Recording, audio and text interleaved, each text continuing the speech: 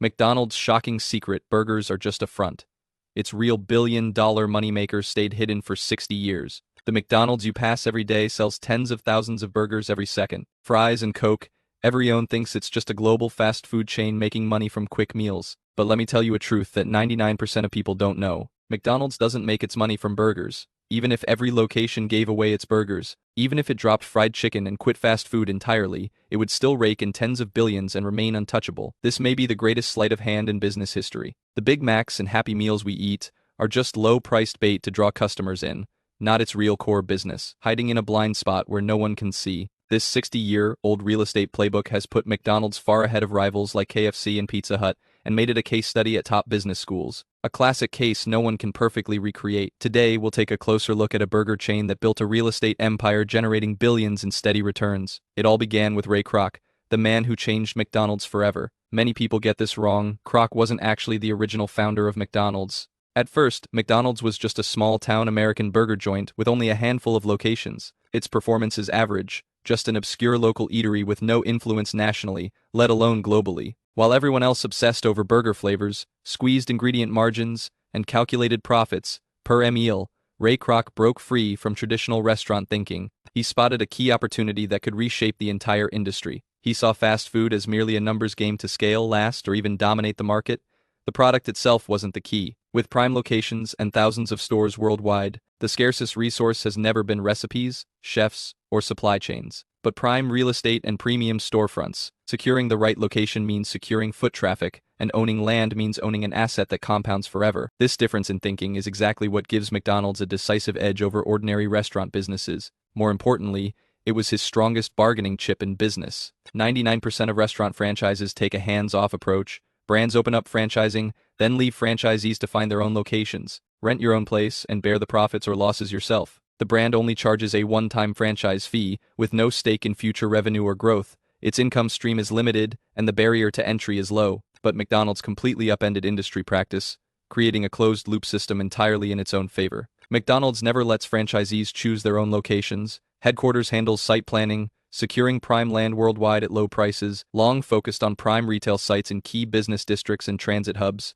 prioritizing land in the city's most sought-after locations. The stores remain under our control, then we sublease them to interested franchisees at a reasonable markup. This is the key secret behind its profitability. Every entrepreneur who wants to open a McDonald's franchise hopes to leverage its century-old reputation, global brand appeal, and proven operating model. You have to comply with its mandatory requirements. Franchisees had to lease their restaurant sites from McDonald's headquarters, fundamentally reshaping the relationship between them and the brand. Many franchisees think owning a store makes them the boss, but they're really just working for McDonald's and paying rent. Franchisees work long hours managing their stores, improving service, and attracting new customers, covering payroll, utilities, and business risks. They tried everything to boost fast food sales. Meanwhile, McDonald's stayed on top throughout, making money no matter what. Whether the store thrives or struggles that month, whether it makes money or loses it, franchise fees, brand management fees, store rent, and all other fixed costs must be paid in full and on time, with no exceptions. This is the most formidable competitive edge at the heart of McDonald's business model. He shifts all the operational and market risks of the restaurant business onto franchisees,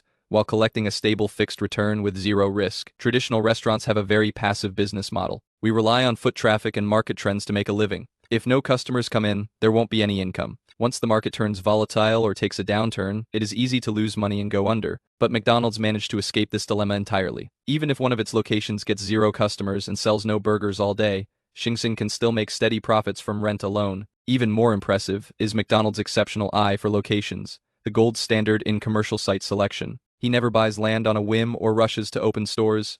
Every move is precisely calculated using big data, and after extensive market research, sites were chosen at key downtown intersections, established commercial districts, and near large residential communities. At highway entrances and exits and along busy main roads, anywhere with heavy foot traffic, McDonald's often locks down prime locations with strong appreciation potential before anyone else. Hold for the long term. Most people think McDonald's makes its money from fast food sales and franchise fees, but its real windfall comes from two revenue streams. The first part is the fixed monthly rental income from the shops. The second layer is the huge profit from the long-term appreciation of land and commercial properties. For decades, once remote, unremarkable areas have soared in value as cities expanded and commercial districts emerged. And McDonald's has a firm grip on most of these prime assets. As the chain expands and the brand gains influence, the value of its land holdings continues to rise. Rents kept climbing, raising the bar for brands and creating a sustainable, scalable business model with no weak links. By now, many of you may be wondering, with McDonald's high franchise requirements, steep rent, and strict rules,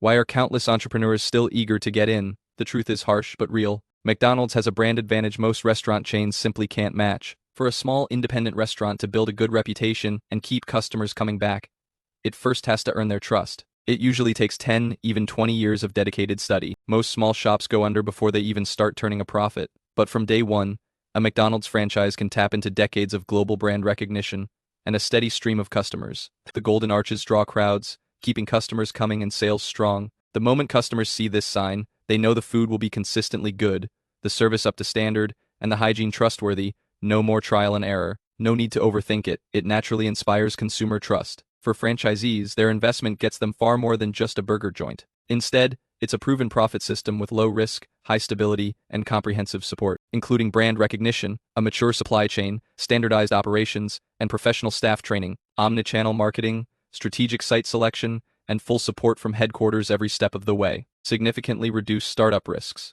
McDonald's, meanwhile, earns steady franchise fees by providing its brand and operating system, steady long-term rental returns backed by an expanding global brand presence. The two sides are closely bound with intertwined interests. When one thrives, so does the other. This is exactly what makes this hybrid real estate and franchise model so hard for competitors to replicate. Traditional restaurants have only one way to make money. Relying on product sales alone leaves a store at the mercy of foot traffic, market trends, and competitors, making survival risky and revenue highly unstable. But McDonald's moved beyond the basic model of scraping by on product sales long ago. Build a diversified self-sustaining business model for Sing Sing with maximum risk resilience, franchise fees, annual management fees, and store rental income from the Sing Sing brand. Supply chain markups and company-owned store revenue create multiple layers of profit, sustaining McDonald's unshakable business empire. Even amid the pandemic and an industry downturn, with consumer spending down, countless restaurant brands are closing, losing money, and laying off staff. McDonald's can still rely on rental income and its franchise model to protect its core business and remain profitable. Once you see the full picture, you'll realize McDonald's has fooled us all for decades by posing as a fast food company. To most customers, it is just a fast food place that sells burgers and fries. But to capital and investors, McDonald's isn't really a restaurant chain at all. It is a real estate investment giant disguised as a fast food company. Tasty, affordable burgers and fries are simply its cheapest, most efficient way to draw in customers, win over consumers with mass, market fast food, rapidly expand locations, and capture market share. Then real estate investments and franchising secure long-term returns and build a portfolio of quality fixed assets, achieve permanent compound income growth. Ultimately, products drive traffic and customer acquisition, brands build a competitive moat, and real estate is the final ace in the hole. Every bite of fast food you eat, every store you see is part of a business illusion he carefully crafted. He uses low-margin food sales to draw customers, a powerful brand to keep them loyal, and prime location real estate to shut out competitors. Ultimately, they built an almost unbeatable business model that practically prints money. Countless franchisees work from dawn to dusk, shoulder all the risk, and barely scrape by. McDonald's stayed firmly behind the scenes, controlling prime real estate and shaping the industry's rules. Delivering compounding returns for 60 years, it continues to thrive at the pinnacle of global business. It wasn't that his burgers were exceptional, but that he understood the fundamental logic of business. Truly sophisticated, sustainable, highly profitable businesses